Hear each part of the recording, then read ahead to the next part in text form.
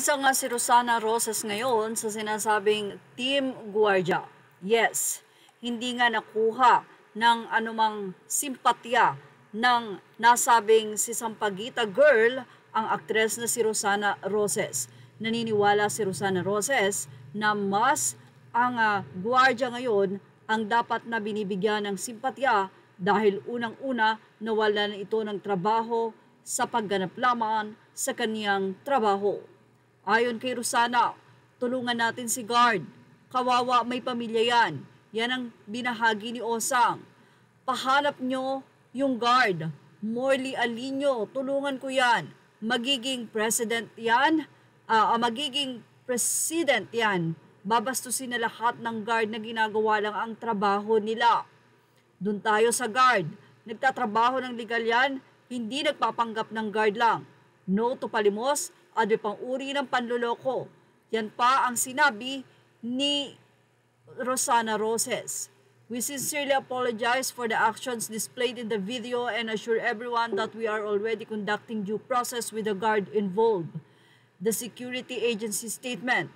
May this serve as a reminder to all agencies of the values we must uphold in performing our duties. It is crucial to prioritize de-escalation and avoid letting emotions take control of our actions.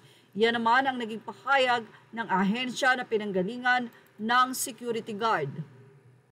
Na-interview na daw itong babaeng ito o itong si Jen Garcia, ang pangalan, noong 2022 at siya po ay 16 years old pa lang noon. Ayon sa isang netizen, 16 yan siya noong in-interview kung saan medyo bata pa siya sa photo.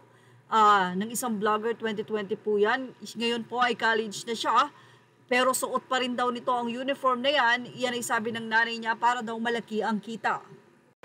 Sino naman ang isa, 22 years old na po yan, college student. Sabi ng mga tunay niyang magulang, in-interview sila sa taga-DSWD at nagbigay pa raw ng 20,000 ng mga taga-DSWD sa magulang. Narito pa ang naging komento ng ilang netizen. Nila, may sayad kung college siya, hindi ganyan ang ugali at dalawa at ugali niya. So, modos talaga. 16 or 22 na siya, alam niya dapat kung saan siya magpwesto. Scholar pa siya o sana yung pinag-aralan niya. Dapat nauunawaan din niya ang hirap ng trabaho ng guard. Alam ata niya may mag-video yon na lang, lumaban din siya, only may opinion lang. Samantala, kaparehong eksena, nakita na naka-uniform ang isang babae, may hawak na sampagita at ito ay nakapwesto sa BGC. Kaya naman narito ang naging komento ng isang netizen, huwag niyong pakikialaman yan, magagalit ang DSWD at ang PNP niyan. Well, mukhang may point nga si Rosana Rosas na dapat ay hindi kinakampihan ng mga ito dahil sa social media ay tila mas lalong yayabang ang mga ito.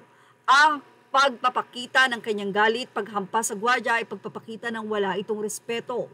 Although sigurado na may sinabi siya sa gwardiya na hindi nito napigilan, kaya naman nais ng mga netizen ay marinig ang side ng gwardiya. Pero bakit nga ba nananahimik ang gwardiya?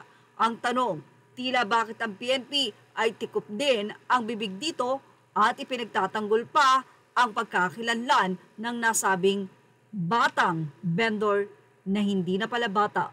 Yan ang ating showbiz update. Thank you for watching. Images are all credit to the rightful owners. Please like, share, and subscribe.